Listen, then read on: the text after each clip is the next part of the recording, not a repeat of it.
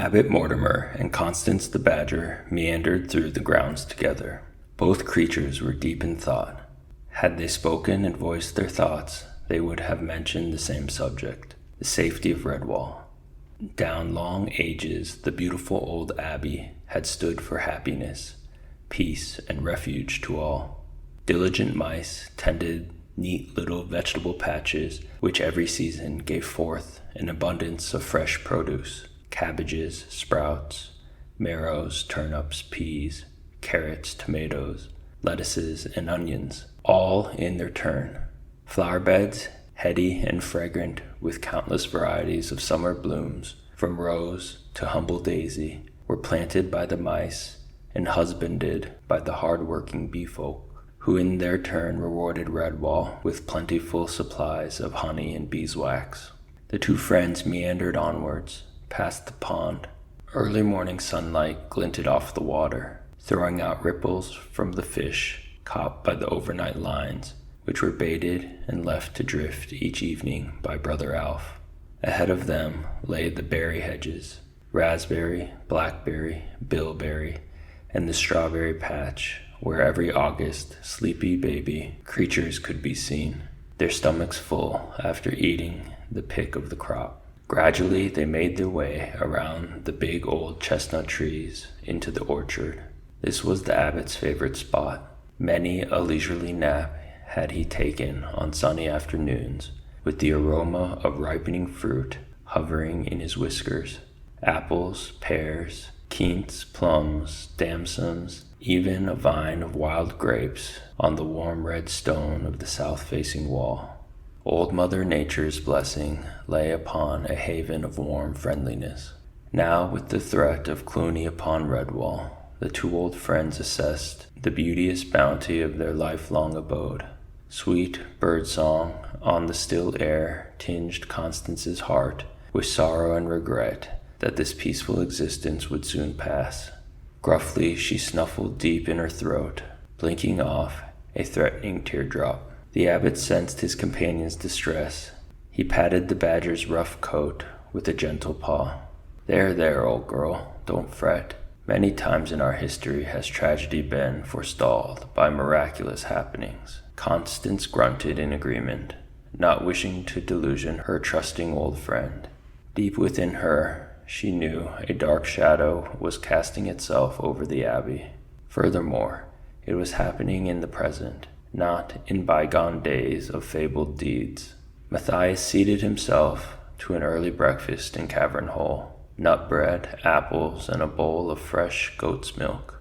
Cornflower, along with other woodland creatures granted sanctuary, was sleeping in makeshift quarters provided by the good mice of Redwall. Matthias felt that he had grown up overnight. Duty was a mantle that he had taken willingly upon his shoulders. If there were a threat to Redwall from outside, it must be dealt with. The mice of Redwall were peaceful creatures, but that must not be taken as a sign of weakness. Stolidly he munched away as he confronted the problem. Eat heartily, Matthias. No point in facing trouble on an empty stomach. Feed the body, nourish the mind. The young mouse was surprised to see that old brother Methuselah had been watching him, his eyes twinkling behind the curious spectacles he invariably wore. The ancient mouse sat down at the breakfast table with a small groan. Don't look so surprised, young one. Your face is an open book to one of my years. Matthias drained the last of the milk from his bowl, wiping cream from his whiskers with the back of a paw. Give me your advice, brother Methuselah, he said. What would you do? The old mouse wrinkled his nose. Exactly the same thing as you would. That is, if I were younger and not so old and stiff. Matthias felt he had found an ally. You mean you would fight? Methuselah rapped the table with a bony paw. Of course I would. It's the only sensible course to take. He paused and stared at Matthias in an odd manner. You know, there's something about you, young feller. Did you ever hear the story of how Martin the warrior first came to Redwall? Matthias leaned forward eagerly. Martin, tell me, brother. I love hearing about the warrior monk. Methuselah's voice dropped into a secretive whisper. It is written in the great chronicle of Redwall that Martin was very young to be such a warrior.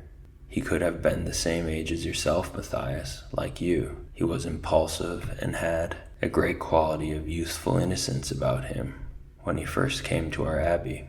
But it is also written that in times of trouble Martin had the gift of a natural leader, a command over others far superior to him in age and experience.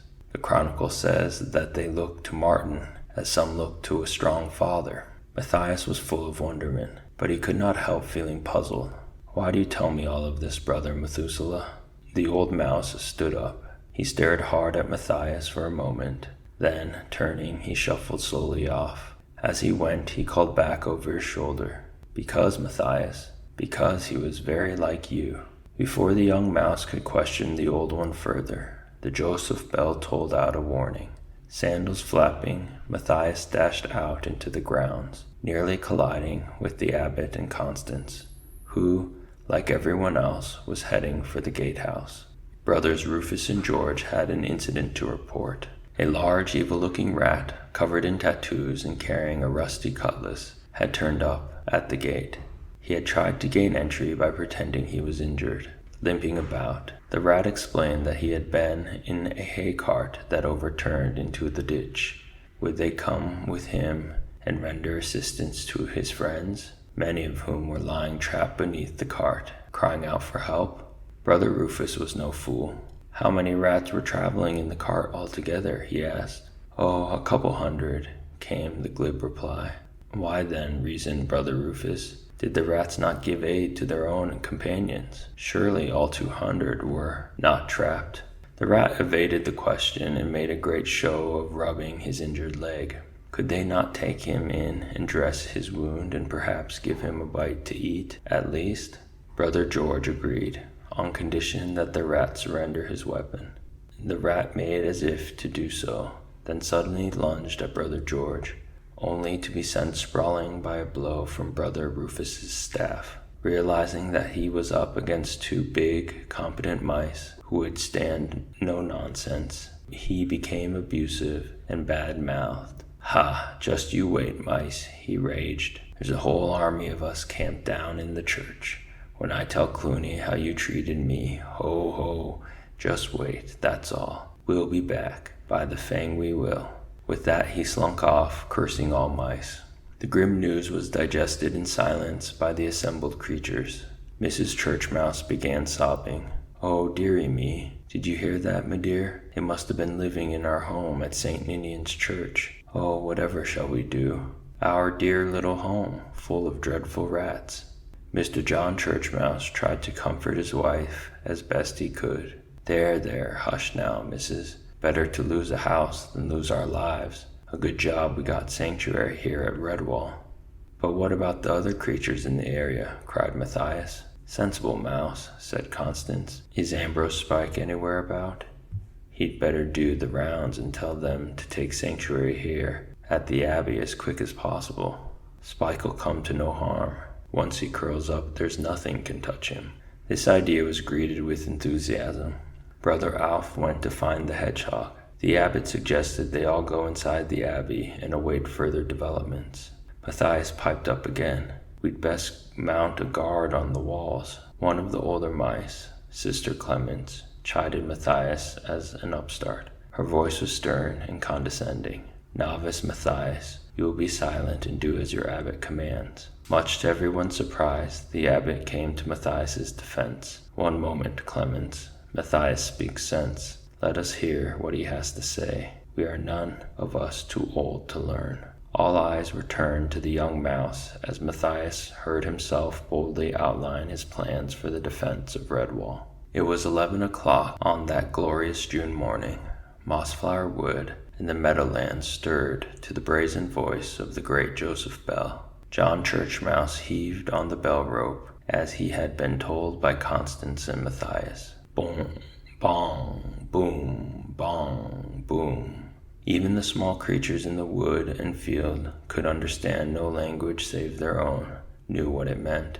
Time of danger, place of sanctuary. Carrying what simple belongings they needed, woodlanders and their families hurried from far and near to gain the safety of the abbey before the storm of Clooney broke upon them.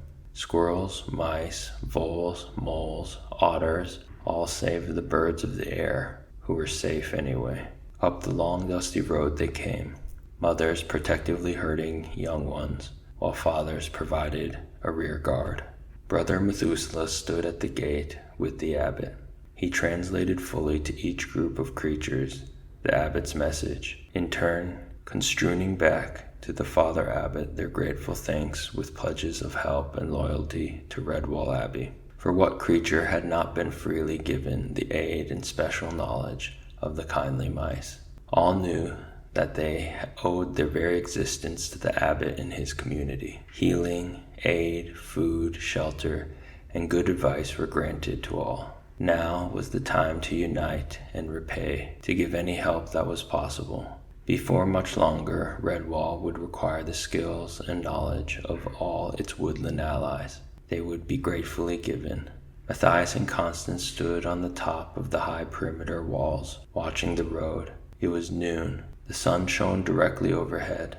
Despite that, Matthias had ordered all the mice to put on their hoods. It served a double purpose, to shield their eyes from the sun and create a camouflage effect. Silently, each one stood, armed with a stout staff. The high, red sandstone walls were far too lofty to be scaled by any normal creature. Instinctively, Matthias knew this was a good defense and a formidable deterrent. Constance could feel her hackles beginning to prickle. She sniffed the air and shivered despite the heat that shimmered in waves across the meadowlands. The big badger nudged Matthias.